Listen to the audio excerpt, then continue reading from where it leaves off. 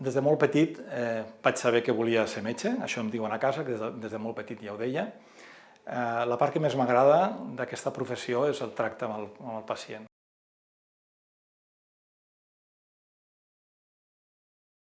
Jo soc metge especialista en cardiologia des de fa més de 20 anys i al llarg de la meva trajectòria sempre he combinat hospitals públics de gran tamany amb uns centres de medicina privada.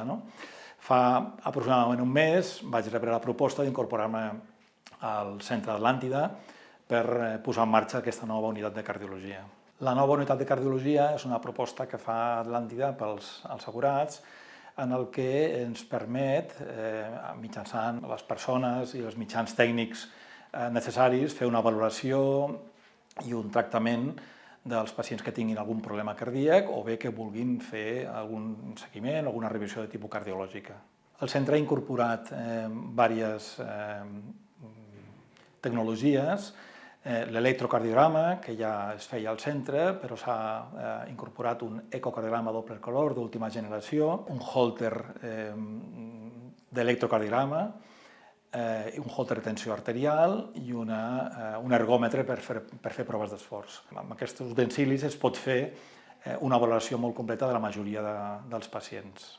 Evidentment, una part molt important de la nostra feina és parlar amb el pacient, l'entrevista amb el pacient, treure els antecedents i saber una mica els símptomes que té i els desitjos o les expectatives que té de la visita. A partir d'aquí fem una valoració diagnòstica, de vegades requereix una prova, de vegades requereix diverses proves, segons cada cas, i establim un plan de tractament i un seguiment en funció de les necessitats de cada pacient. Trobo que és molt interessant el poder una mica centralitzar les exploracions, la valoració completa i el seguiment al propi centre.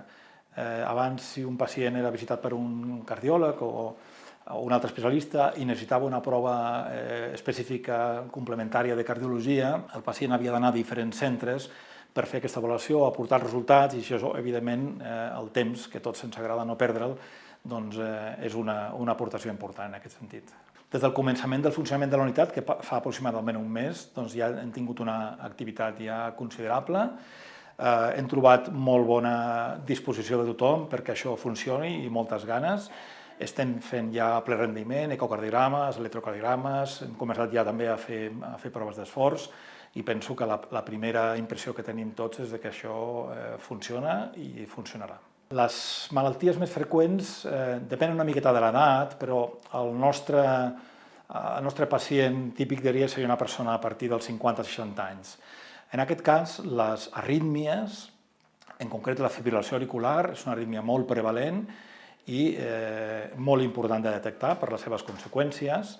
Les malalties de les vàlvules cardíaques amb gent gran, sobretot, a partir de 65-70 anys, i la cardiopatia isquèmica, que són l'angina de pit o l'infart de miocardi. Els cardiòlegs tenim molt present la importància de la prevenció. Per tant, encara que aquest pacient no vingui per controlar-se el colesterol, sinó que vingui per una altra cosa, nosaltres farem èmfasis en detectar i controlar els factors de risc.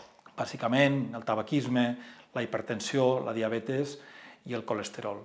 De cara a la prevenció, és important seguir diverses recomanacions.